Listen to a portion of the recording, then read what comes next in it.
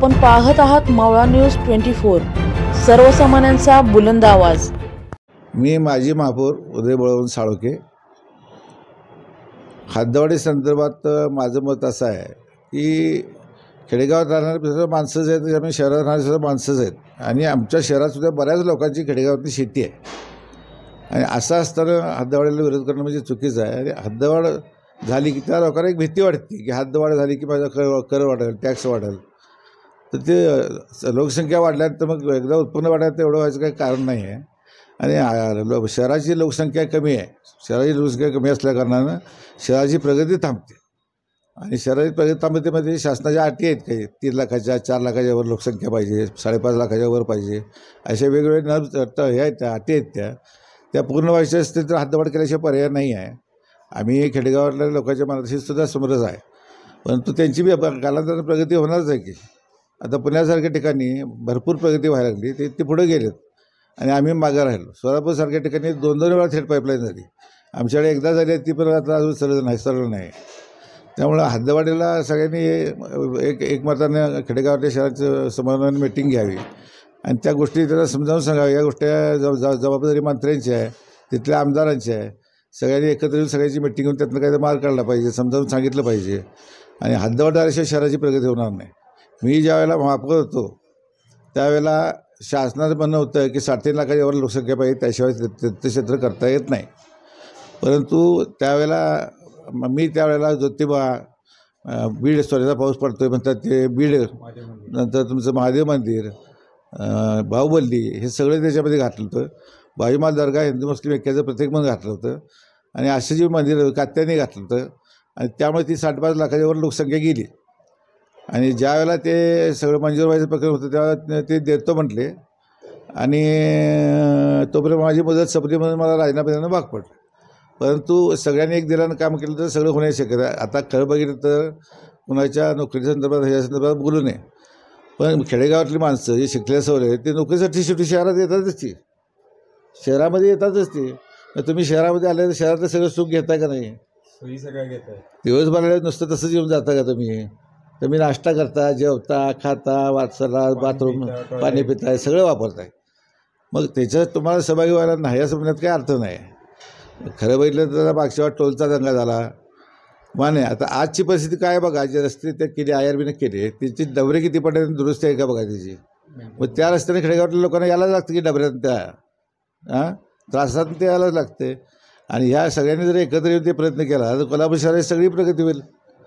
तीर्थक्षेत्रसुद्धा मंजूर होईल, तीर्थक्षेत्रासुद्धा आमच्या कोल्हापूरवर अन्याय झाला आहे, ते का झाला, लोकसंख्या कमी होती म्हणून। पण अशोक चव्हाणांनी मुख्यमंत्री असताना नांदेड शहराला शिखांचं देवस्थान म्हणून खास बाबन लोकसंख्या 8 शिथित केली, आमच्या कोल्हापूरची 8 शिथित का होत नाही?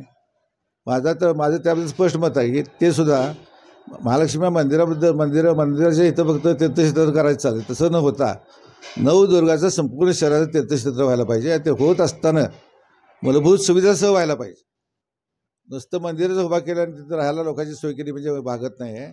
लोकांच्या येणाऱ्या लोकांचा भार वाढणार आहे, ड्रेन लाईनचा सिस्टीमचा भार वाढणार आहे आणि सगळे लाईन मोठ्या झाल्या पाहिजेत, पाईपलाईन मोठ्या पडल्या पाहिजेत, असं करून मूलभूत सुविधा सगळ्यांच्या पुरवल्या पाहिजे आणि खेडेगावसुद्धा सुधारणा होणार आहे। त्यामुळं ज्या नियमामध्ये मी जेव्हा महापौर होतो ते मला सांगितलं की नदीच्या पलीकडची कुठली गाव आम्ही घेणार नाही, तर तो खर्च आम्हाला परवडणार नाही। नदीच्या अलीकडे जी आहेत, जी महापालिकेला संलग्न आत्ता आहेत, आत्ता ऑलरेडी पाणी खेडेगावात जातेच की, बऱ्याच ठिकाणी जाते, तुमच्या कळंब्याला जाते पाणी, जिथे पाहिजे मागून घेतात, महापालिका देते, शिंगणापूरला जाते, KMT जाते। अगदी खेडेगावामध्ये सक्शन पंप म्हणजे ड्रेनेजचा सक्शन पंपही जात नव्हता। मी त्यावेळेला पदावर असताना मी सांगितलं कमिशनरना की साहेब त्या गाडीला दिवसभर काही काम नसते, पडून असते, तुम्ही पैसे घ्या तर खेडेगावातल्या लोकांना सुविधा द्या।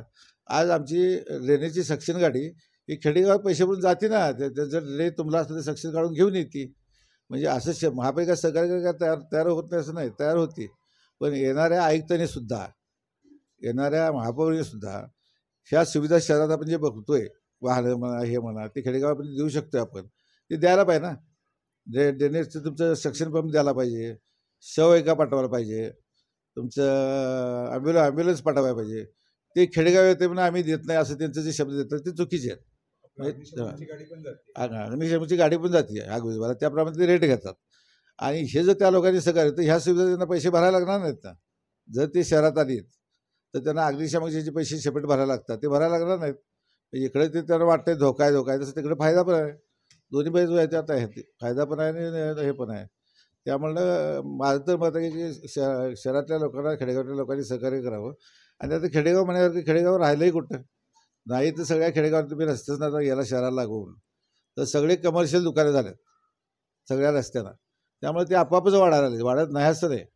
आणि महापालिकेची बस सगळीकडे जाते ना, चारी बाजूला जाते, पूर्व पश्चिम दक्षिण उत्तर चारी बाजूला बस जाते. आणि शासनाला सुद्धा माझी कळकळी विनंती आहे, आता तुम्ही लाखो रुपये खर्च करायला लागला आहे तर कोल्हापूरचं तीर्थक्षेत्र शहराचं सगळं संपूर्ण तीर्थक्षेत्र करा, नवदुर्गा घालून तीर्थक्षेत्र करा.